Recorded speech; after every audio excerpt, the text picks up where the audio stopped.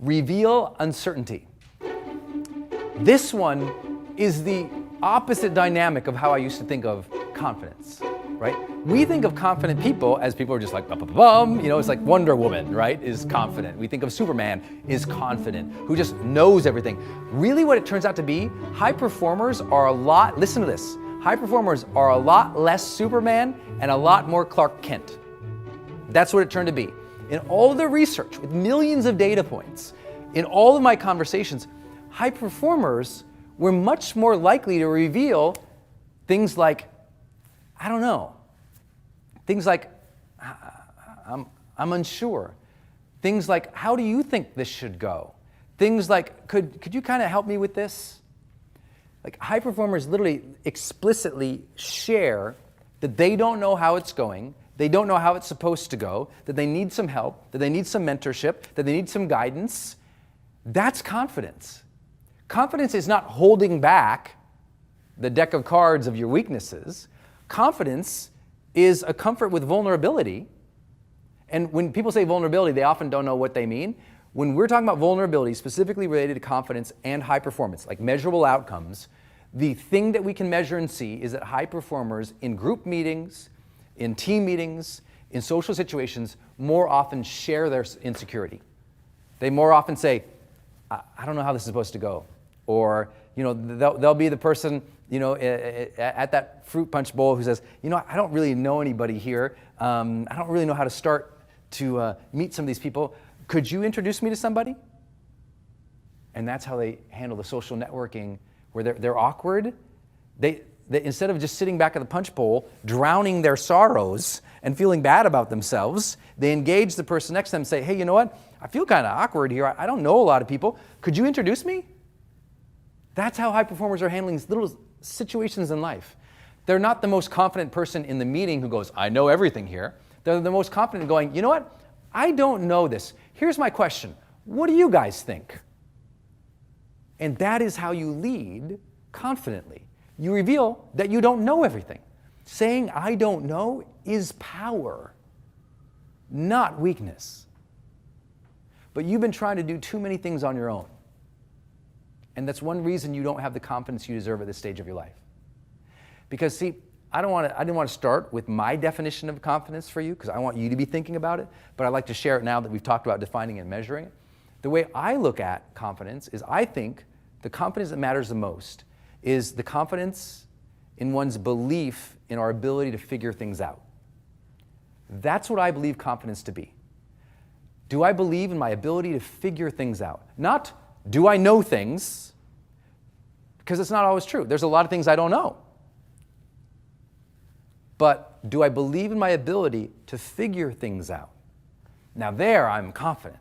Not because I'm smart, because I'm good at asking. I'm good at saying, you know what? I don't know how to do this. What do you guys think? And I hope this is settling in for you, because sometimes your confidence is so low because you think your confidence is correlated with what you know versus what you're willing and able to go figure out by revealing that you don't know. Got it? Next big practice for you that will really help is small changes plus integration. This one comes from my wife. If you didn't know, my wife opened 2 exercise studios throughout her career, very, very successful at it, ultimately sold them. And today, literally this morning in the car, I said, okay, I'm going to teach this thing on confidence. Like, what would you teach, honey? She's led lots of big teams and had an extraordinary quality of life. And I said, okay, well, tell me what would you say? And she says, well, to gain confidence, people need to make small changes. Not always go for the biggest thing, but make small changes and see themselves making those changes. And then integrate that into their identity. Integration, if you heard me talk about it, it's a big topic in high performance. It's one of the reasons successful people often don't feel like successful people, or successful people don't feel confident because they've never integrated the wins, the W-I-N-S, wins. They've had a lot of wins in their life, but they never stopped and said, wow, I really appreciate that I got a little better today. I really appreciate that. I put myself out there. I'm proud of myself for trying here. You know what? I am a little stronger because I did that thing. To acknowledge that you've gained some strength is everything to confidence, isn't it? Write it down. To acknowledge that you gained some strength. Look, if you had 2 kids and you survived, you've gained some strength. You get a little more confidence in life. I mean, come on, what else do you have to be through? If you've already made some money in your business, but it's always more, and you never stop to go, wow, I really came from nothing, I made some money here. And you never integrated the win in your identity stays the same level over here, even though you've actually accomplished a lot over here. And I see that all the time. It's why I see people who are the same level of confidence in their 20s and 30s, and now they're 50 and 60 leading other people, but they're completely racked with insecurity every night. They feel like crap, they don't know what they're doing. And I'm like, oh my gosh, you should have so much more confidence. You should feel good about yourself. Integrate some of these wins. So what small changes could you make in, let's say, the next 30 days that you could celebrate? Simple, small ones. Like if you just did little things, like maybe, you do 5 extra reps at the gym, or you stay for 10 extra minutes. Or at work, you decide you're going to share 1 new idea a week. You don't have to change the world. You don't have to innovate the world. You don't have to take us to Mars. You just say, okay, at work, I'm going to share 1 more idea every week at work, and I'm going to celebrate that every time I do it each week. By the end of the week, or by the end of the month, I've shared 4 brand new ideas. Those are small. That's small. You can do that. It's small. It's one thing. Little things. So think about your health. What small wins could you have in your health? Maybe next time you go to the grocery store, you just don't get the bag of chips. And that's a small win for the day because that prevents you from eating the whole bag of chips tonight or tomorrow. Nothing against chips, so don't attack me. But I think it's really important that you identify in your health, as a parent, in your career, what are some small changes you can make? It doesn't have to be a big global brand change. It might be 1 more little thing that you do. And then that 1 more little thing that's important for you to log it, recognize it, and integrate it so that you're getting stronger. If you don't acknowledge it, you can't get stronger. How are we going to set our emotional tone in this chaos? How are we going to find our strength, our center, and project goodness and compassion at a time when it is desperately needed? How are we going to hold the line in our businesses so that we don't overreact and going one direction when we ought to be in another? How do we manage all of this today is my joy to talk with you about. Number 1 is the decision that I will always be the one to remain centered amid the chaos. And I have worked on myself and I have taught myself that for pretty much 25 years. I've worked on that at a very steady pace. When everyone's freaking out, I take a bunch of deep breaths. I connect with my breath. I make sure that I'm keeping perspective. But ultimately that decision to I will be centered amid this means for me that I will choose the emotional tone and my attitude as I am dealing with uncertainty or chaos. I remember years ago, I was doing an event and a person in the back of the room had a seizure.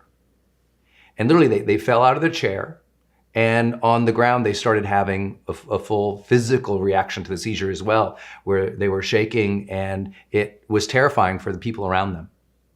And I was kind of at the beginning of my career. And I saw it happen. It was almost in slow motion. And could you imagine, you're on your stage. I mean, put yourself there. You're in front of, hundreds or thousands of people. And all of a sudden somebody is, falling over and having a full seizure in front of the whole audience. The whole audience literally starts looking back. Oh my God, oh my God, oh my God. People are standing up. Oh my God, oh my God. Total panic sets in the room. And I remember standing up there, and I have this on video where at first, my first reaction is like this, kind of like shocked, just like everybody else, like, whoa. And then I kind of look over and instantaneously in my mind, I go, Brendon, you have to be in charge here. I didn't want to be in charge. I had to be in charge. And my mind immediately said 2 choices here. Join the panic, or stay stable and strong and present and connected with what's really happening. And so that decision, I'm going to stay centered amid this, made me immediately also decide I need to center the audience. So I asked the entire audience, I just announced, I said, everyone sit down. And everyone just kind of looks, I said, sit down. And everybody, they sit down. And I said, please sit down because your panic and your chaos right now is not serving the energy of this person who needs healing. Sit down, be quiet. Everyone, please close your eyes so my team can address this situation. Please close your eyes and let's put some positive energy and prayer in the room for this person who needs our attention right now. They don't need negativity and fear in the room. Let's put some love and prayer. Let's send some energy. So please close your eyes, take a few deep breaths, and remember, you can choose to contribute good energy to the situation. And so I had everyone close their eyes, take a few deep breaths, and meditate or send prayer back to this person as my team was clearing that row and getting to this person so that when the paramedics would arrive, that person could be removed. Now, here's the deal. I knew I had like 20 minutes at least before we could get a paramedic probably at that spot in the seminar. And I thought, how am I going to buy 20 minutes? People are going to start freaking out. And I realized, no, if I set the emotional tenor in this room on purpose, and if I ask of others to find the best within themselves, if I ask of others to take a breath, if I ask of others to be responsible for the energy they are projecting into this space, if I ask of that, and if I demonstrate that, we'll make it through this moment. And that might not seem like a big deal, but I really believe the energy in that room either was serving this man as he was having a seizure or was making it worse. You know, imagine here he is having this unbelievable, stressful, life-threatening situation, and if all around him everybody is screaming in chaos, the body feels that, you know? The body and the mind feels the energy of what is around it.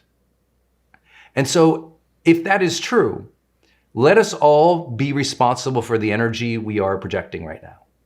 I've seen friends hop online and something's happening, and what are they doing?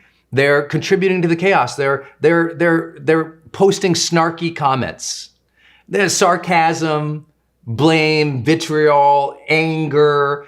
And I'm not here to say that we can't use our social mediums to contribute to an argument or to make a case, but every word has a tone to it. And the tone that we are setting in reply to chaos either furthers the chaos or it levels it.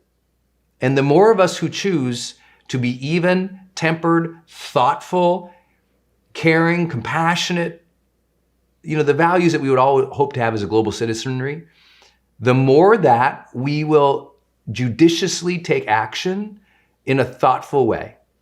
That's the hope. And whether you believe that or not, I hope that you'll hear this first practice. Your family needs to see you centered, calm, strong, and assured in chaos. Otherwise, we are passing down panic to another generation. It's sad, in my view, that we have a world that is so connected, so potentially capable, so well informed, and yet we still have people who overreact. Now, I'm not saying that overreaction isn't something you would anticipate. But there's a difference between overreaction as in taking action to overprotect, like doing something useful to shore up things, versus an emotional overreaction of fear. You can deal with really difficult situations without the negative range of blame, vitriol, hate, and anger. Now, I know I'm preaching to the choir, but I'm just here today to touch base with you. You can set that emotional tenor. Let's all do a better job at that. Let me give you a couple examples of how I'm doing it right now. To stay centered amid chaos, you also have to stay a little distanced from chaos, even as it is happening. I'll give you an example of how I'm doing it. And many of you guys know I have 4 major companies that I'm either, the principal in or one of the principal investors in.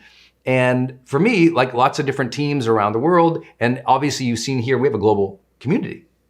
Well, for me, because I'm constantly being hit up on this phone by people from literally around the world, and people count on me to advise their companies. So what do? I don't engage the chaos all day.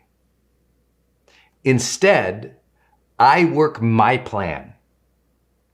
And many of you already know how I do that with my morning routines. My morning routine doesn't change. Still stays steady. Wake up, center my mind, plan my day, open up my body.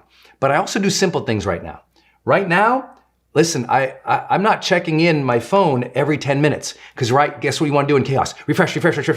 But every time you hit refresh and every time you scroll, don't forget it takes emotional and mental energy. And if refresh, chaos, bad news, oh my God. Just think about that for a minute. You're hitting the oh my God button all day when you're refreshing in chaotic news times. And that is creating the panic and the stress inside that is freaking you out. So as an example of simple things that I do, I only check in on the news twice a day. I would say news at noon, right? I'm gonna get through my morning. I'm gonna make the magic happen. I'm gonna move my projects forward in the mornings. If it's news that I need to know about that affects me dramatically and locally, trust me, I'll hear about it. My friends or my wife or somebody will let me know via text. But I don't check in on the news because nothing's going to change for me in dealing with the news until around noon. And I know people say, well, what if this is canceled or that's canceled? You'll hear it from your family. You'll get the news. But I don't check into the major media. I don't check into social media multiple times a day. I don't check into, and I'm talking about what people are doing right now. They're hitting refresh by the minute, by the 5 minutes, by the 10. How many of you are guilty about this? How many of you have been addicted to refreshing in the last 72 hours, right? It's easy to do that when there's chaos, but that's also the most important time not to do that for your own psyche, right? That's the most important time to separate yourself from chaos versus what do? Reconnect to it every 30 seconds? Think about what that does. You cannot, doesn't matter how conscious or intelligent or brilliant or meditative you are, if you check into, oh my God, bad news 24/7, there is no human that does not start to shape your emotional reality. No human alive. The Dalai Lama couldn't do it without feeling that emotion if that's what he did 24/7. And right now, that's what we have people doing. And so what is necessary is to stay absolutely informed, but realize not a whole lot is going to shift in periods of time throughout the day. Now, I know it depends on what you do and how you respond in your career and where your family is and all these things. No question. So here's what I'm going to suggest to you. To stay centered in the mid of the chaos, you choose how much you check in. You choose. And then at a conscious level, I'd say, back it up a little bit. So however, you're like, I gotta check 20 times this hour, but I'm like, okay, I appreciate that feeling and that concern. So let's just back. Could we check in just 5 times in the hour so you can actually get something done? So please don't think I'm saying don't be involved or don't be informed. I'm saying don't let the chaos eat you alive, because listen to this statement. Chaos inside grows as checking in on the outside grows. Right? The more everyone's freaking out and the more you listen to all of it, the more it infects you. Because there is also another contagion going on right now. And if you've studied neuroscience with me for a while, or you've been with me in this community for a while, you know how much we talk about emotional contagion. Energy spreads. It's like, listen, we can act without losing our center. We can act without spreading fear. We can act without the anxiety. Like the stuff that I have to take on a daily basis, if you saw it, you'd be like, oh my gosh. But I choose not to address it with anxiety. I choose to be in center of my emotional reality, the chooser, the captain of the ship. And I just want you to be that observer of how you've been dealing with this and choose to stay centered amid the chaos. I do things like keep your morning routine. It is so important right now. That is stability in an unstable world. Don't engage, don't overly engage what is happening. Don't contribute to the negative energy in any way, even if you want to. Trust me, when I do check in, I want to say, you idiots, oh my gosh, what's happening over here? Don't be that person. It's not going to help your spirit or your soul, I promise you. Be the person who's centered amid the chaos. You know when most people evaluate themselves?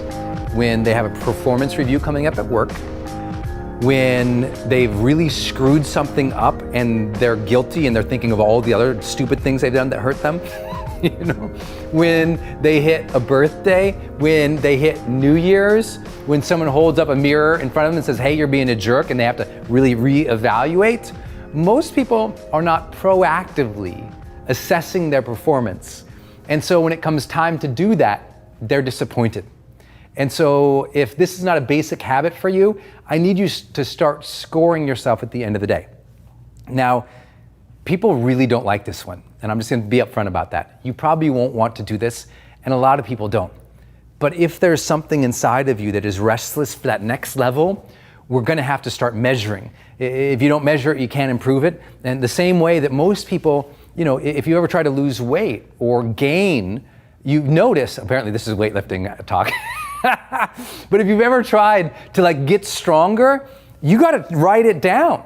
Like, how many reps did you do? How did you what routines did you do today? How much weight did you use?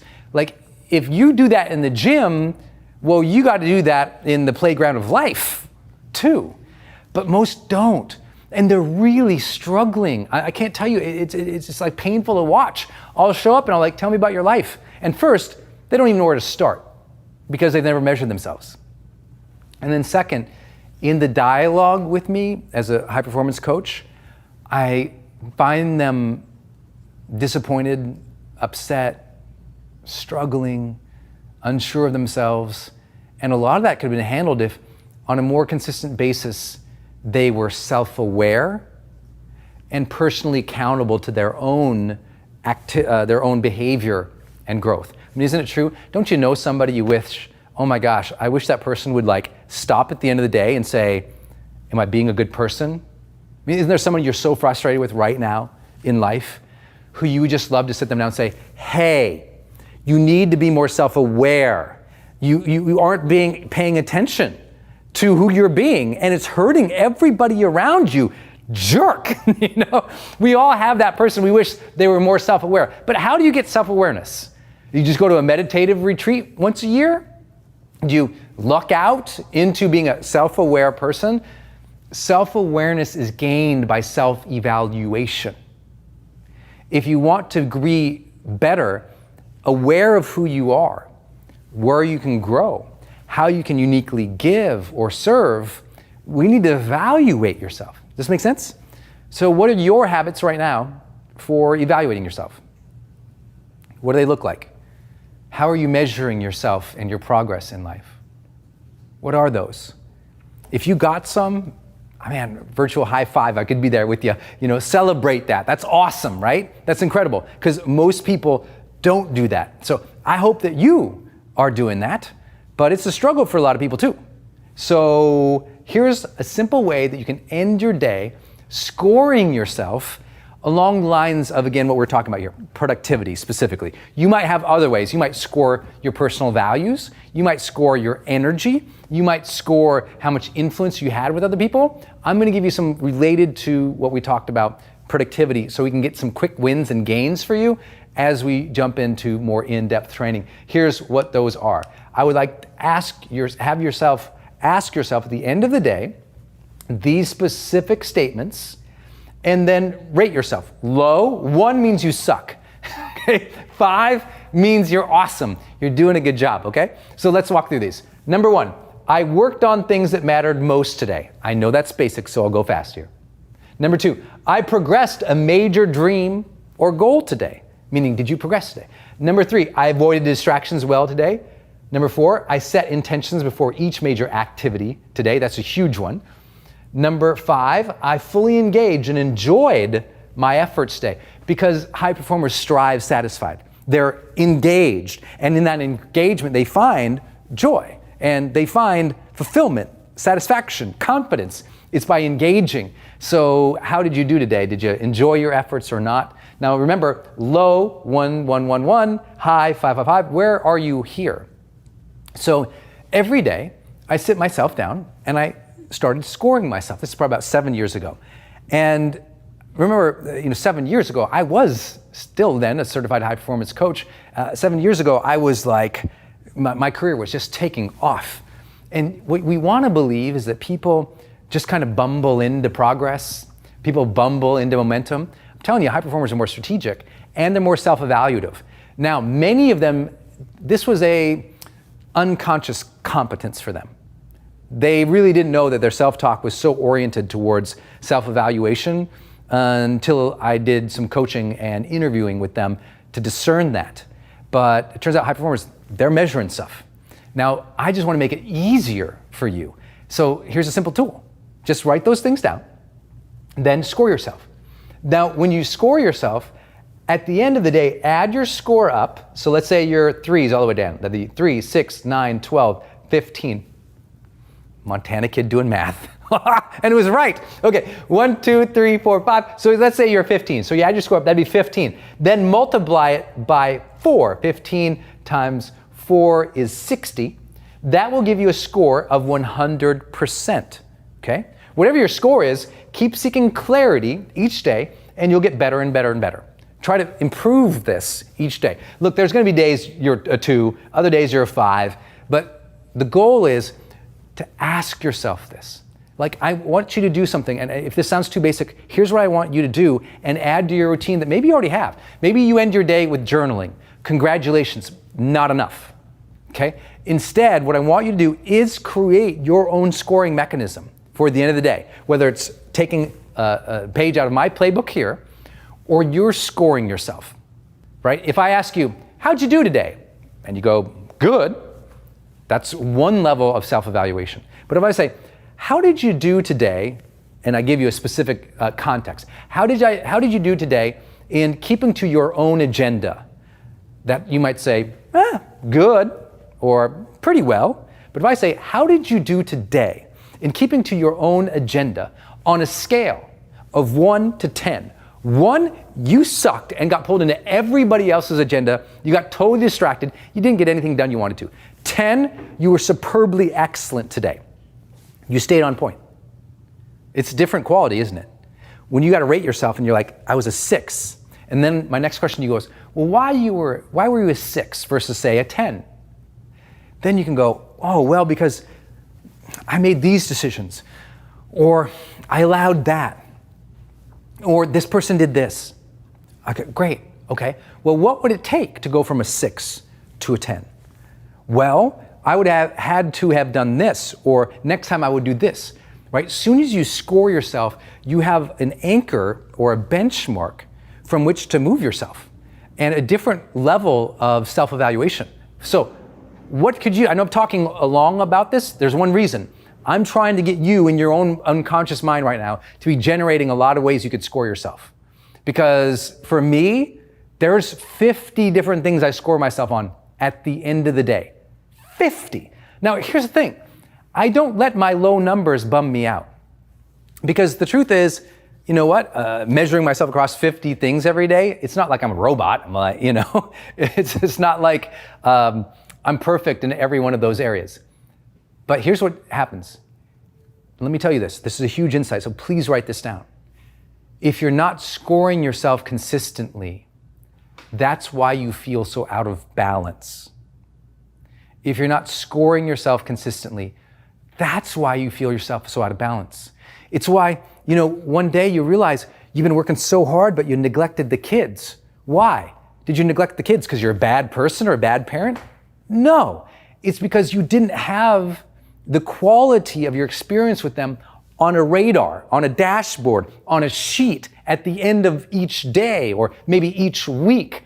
And so what happens is, life takes hold of us. We get caught in the stream of life and we're just kind of getting carried along. And then one day we wake up and we realize, wait, I've gone down 7 different, river channels that I didn't anticipate, right? And so the only way to keep us there is to evaluate. And I think if you can do that, things significantly shift. So I hope that you'll figure out what is your end of day scoring. I'm sure while I've been talking, you've been thinking of other things. You could score your energy.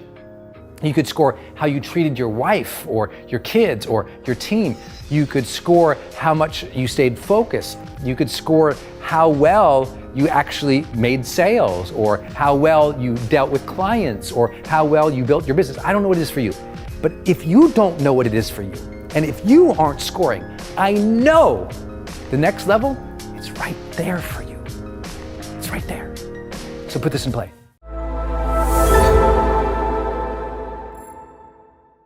This has been so powerful when you've shared this on our morning show, and I just want to share it with everyone here. A lot of people are showing up here going, okay, like it's been a hard 14 months and struggling with self-doubt, struggling all the things. And some people have goals that they're trying to figure out with their career and all the other stuff. Yeah. But then there's also a thing called feelings goals. Yes. Feelings goals, right? So many of you guys, this is going to be new for a lot of people. This is newer for me in my own life, frankly, right? Because, all my years of working as a Denny's waitress, trying to all the jobs, and then all the years of rejection with my business, when I finally got, when we were finally getting momentum, I didn't feel the day. I just drove as hard as I could. And one of the things Brendon has shared so much about, and I would love for you to share with everyone live right now, is you can have goals in your fitness journey and in your career and all these things, but what about goals for your feelings, for how you feel and how you feel the day? Can you share? Yes. Because it's so powerful. I remember the first time I said this to her, feel the day, and she's like, oh, right. And we had this huge, great talk about it, because what happens is sometimes you're taking care of the kids, you're going through your life, you're doing the projects, you have the to-do lists, and you're just going, and you finish the day, you didn't even feel the day.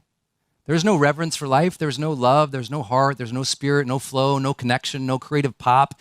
And it's not because it wasn't there, it was just, you just like blew through the day. You bullied the hours, I call it. And there was no moment of a pit stop to give prayer or meditation or gratitude or a second to go, like, how am I feeling? And, am I experiencing the energy that I want to experience in life? And that's, again, we generate that, but feeling the day. I found the most successful people in the world, I remember we drew this out. I went to Jamie's house almost 2 years ago, I think now. Yeah. And we were talking about successful people, and there's drawing this little triangle, and what everybody wants after they've gotten everything. After you hit your goals, you made the money you feel like your family needs, what you want is you want to feel the day more. You want greater depth in your relationships, like deeper relationships, deeper commitment, deeper meaning, right? We all want those things. And then we also want to know that we're leaving some kind of legacy or contribution, what I call meaningful pursuits. And I think feeling the day should be in your top 1 or 2 priorities every day. The whole mindfulness movement is really architected to, I want to feel the day. I want to feel presence, right? I want to feel the energy. I want to feel the spirit. I want a self-awareness or consciousness. It's a different feeling of the day versus just like powering through or caffeinating through it all and just blunting it out. We want you to have those sensations of beauty and honor and respect and depth every day. We want you to feel joy and reverence every day. She knows I probably say reverence every morning show because I'm so happy. Who feels so happy to be alive? Mm-hmm. I'm so happy to be alive. I'm so happy to be with this woman. I'm so happy with this team and with you all, guys. It's amazing. It's a gift. Yeah, I love that so much. And even Ed Milet was sharing a little bit about that idea of, setting goals also for feeling the day, and then also like what are feelings we want in our life? And yes. I think you just named a big one too, which is presence. I think that it's been so easy, especially the last 14 months, to like disconnect and just try to numb out and try to surf Instagram or watch the news or all the things, right? And so many people are saying that's really taken a toll on them, that they feel their own light dimming when they do that. And, I started the morning off by talking about how that light is still inside of you, that light in every single one of us, right? A lot of people nodding. It's still inside of you right now. And I think part of igniting it is learning to feel the day, right? So what are just a few just simple tips people can do who are like, Brendon, how do I feel the day? I feel nothing. Part of it, recognize your overall emotional feeling every day is usually a 72-hour after effect of how you moved, breathed, slept, and ate in the last 72 hours. It really is like, it's a cumulative effect, especially of the last 72 hours have a lot to do with your emotional world. So that's why having good habits on a consistent basis, like you might, listen, if you want to have a cheat day, that's okay, but that's why they call it a cheat day. You eat bad for one day, but then like number 2 and number 3, if you get back on the train, you start feeling good again, right? So it's okay to have one day off, but I think the most important thing for feeling the day is you need to have pit stops throughout the day. You need to have moments that you purposely take every day throughout the day to reconnect with spirit, soul, energy, or even just to breathe, mom. Like just to take a beat, close your eyes. Like I'll stand, like I do this every hour, okay? I'll stand up, sorry for the camera guys. I'll stand every hour. I stand up. You've been asking me to demonstrate. Yes, demonstrate. I will stand up. I will close my eyes because a lot of your fatigue is visual fatigue. And that visual fatigue is causing a lot of neurological fatigue. So closing your eyes, especially because we're all these devices, close your eyes. I stand, I bounce in place, I swing my arms, I take 10 deep breaths like this.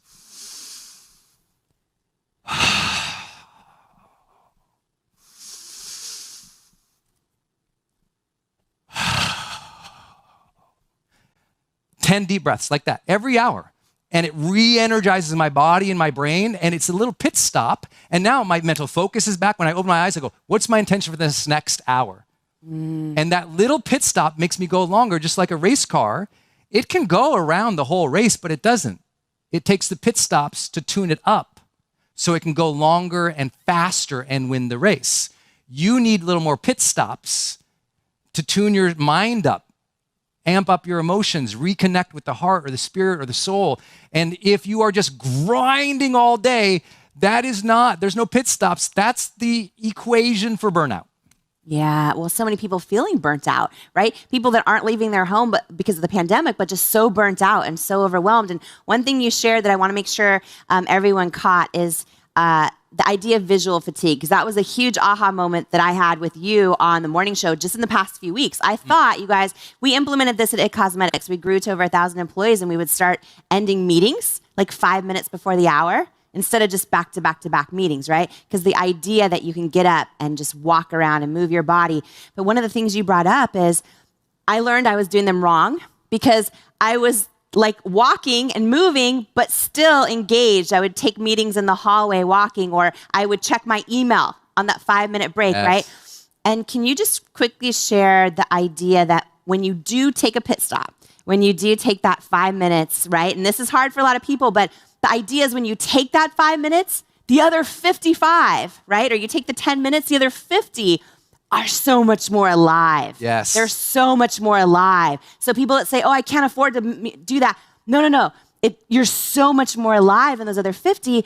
But I was doing it wrong because I wasn't actually resting my mind. And you talk about the power of like visual fatigue. If you take a break and you're scrolling Instagram or emails, that's not a break. That's exhaustion, right?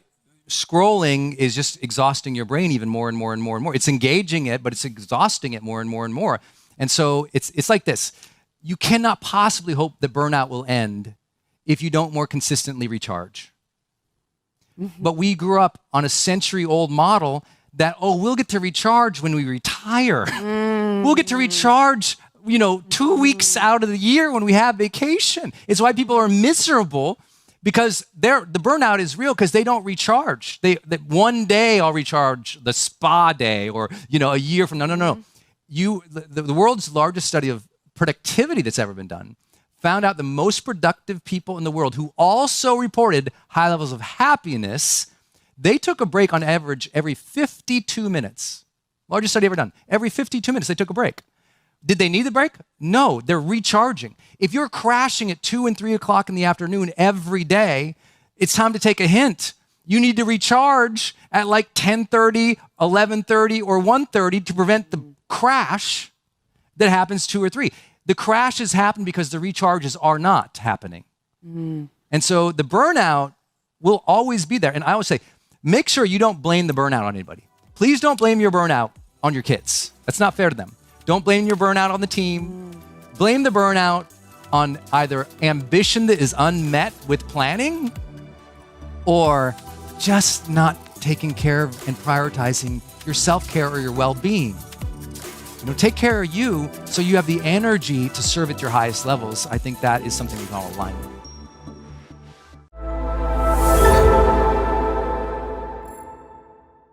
Capability is you can do it every time. It is like a strength, if you will.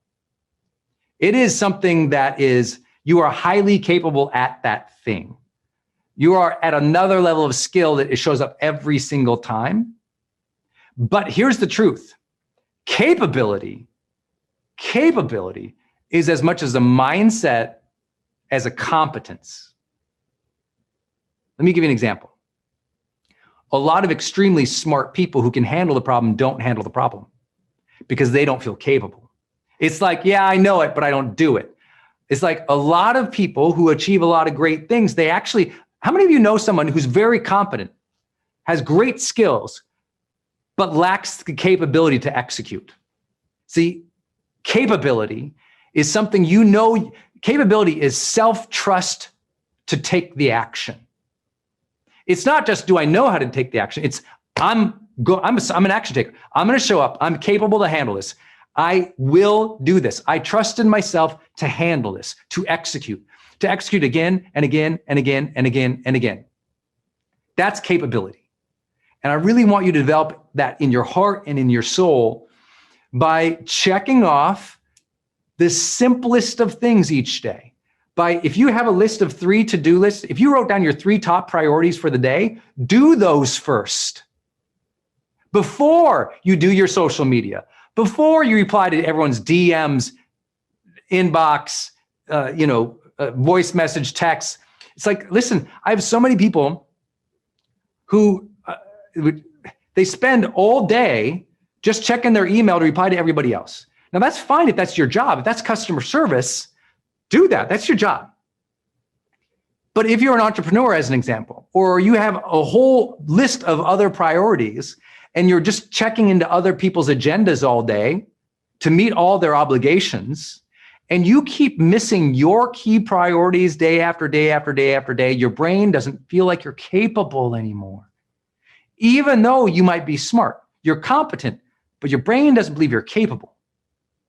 You know what I mean? It's so important to understand this. I know if you're a parent, you understand this difference. Lots of kids can learn things and have skills and abilities. But if they don't put them and apply them, they don't sense that feeling of capability. And now your smart child, your child full of strength, talent, and ability, doesn't run on the field, doesn't take the action, doesn't finish the test, doesn't go for it. They don't feel capable. Why don't they feel capable? They don't have a pattern of action taking. You've got to develop the pattern of taking the action. The pattern of taking the action. Better yet, the pattern of taking the action to complete the key priorities. So all I want you to do as a daily simple habit, every morning, we do it in the high performance planner. I write down my key priorities for the day. Do those first. Get those out of the way. Make that happen. Maybe that's your morning. Maybe for me, I didn't feel capable in my career for a long time because I was replying to everybody. And then I did a simple thing. I said, you know what? No phone calls till 1 p.m. in the afternoon, my time. That leaves the morning to do the most important work. Because I do the most important work almost every morning of my life, I feel incredibly capable. Give me a task list. Give me that log is happening in the brain. Good job today. Good job today. Good job today. Good job today. That consistency, that congruence developed the capability. Now I feel capable and I am capable because I executed. Because I executed so many times, I developed a skill. Y'all follow? This is so important. Okay, this is so important, this capability piece. And the best part is when you get some capability, if you'll do what we talked about earlier, self-reflection, you'll start to go, look what I did there. If you do what I've always taught, which is you have to integrate the wins. Integrate the wins. When you do something, take a moment and go, I did that. You know, yesterday, here's how simple this is. Yesterday, after months of thinking, strategizing, and planning, I created this presentation and I sent the email. And it took me about 2 hours to pull this off. But I decided, you know what? This has been on my like big dream list for a while. I'm going to make this pitch. It's a pitch. And so I said, okay, I'm going to get it done. And I finally sent it. And I'll tell you what, I walked out in the other room. Denise was like, what's up with you? I was just feeling so good. I said, I'm going to have a nice glass of wine with dinner tonight to celebrate. I did this. It was sending an email. But I was somebody like, I'll have a glass of wine every time I send an email. Yes, sure. Thank you. But here's the thing. You got to celebrate the days that you are capable. When you do something good, go, good job. Pat yourself on the back a little bit. You have to integrate the win into your identity. If you took all of your strengths and all of your good days and all the wonderful things you have done in your life, and you really sat with them for a minute, you let them come in, you let them mentally stack where you just thought of that time you finished that big project, you launched that thing, you got the negotiation, you won the award, you handled that tough situation at the park with the kids well, you didn't get brought into their drama, you just took some time for yourself, and you let that integrate into the identity of who you were, you would feel an internal goodness. And see, when you integrate the good of what you're doing in life, you feel good. And I don't mean that like with hyperbole. I mean, you sense goodness again. When I sense that I'm good, because one, in my opinion, I'm lucky to be here. My clarity says, if you are alive, have reverence for life. You're a child of God. What a gift. You are so lucky. You're blessed to be here. So for me, I feel capable as a person. I feel I've been given gifts and strengths. Yeah, I had to develop a lot of them, just like you did. But because I trust that I was given those gifts or those strengths or this life, I feel capable. I feel like, you ever heard that thing? You can do all things through Christ who strengthens you.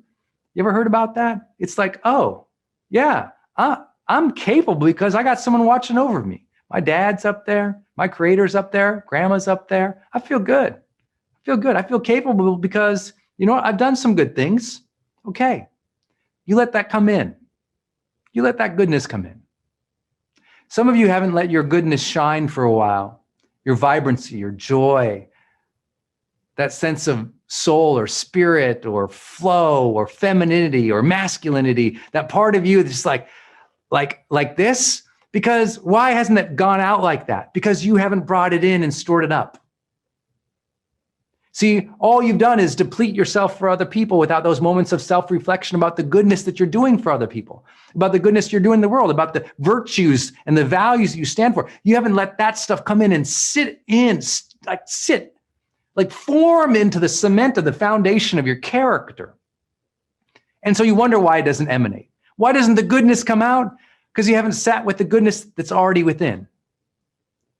Why doesn't the goodness spread out? Because you haven't sat with the goodness that's already there. If you knew half of how good of a human you are, the choices that you've made to be on something like this, to raise your hand for personal development, to want to learn from other people, I celebrate that I raise my hand to learn.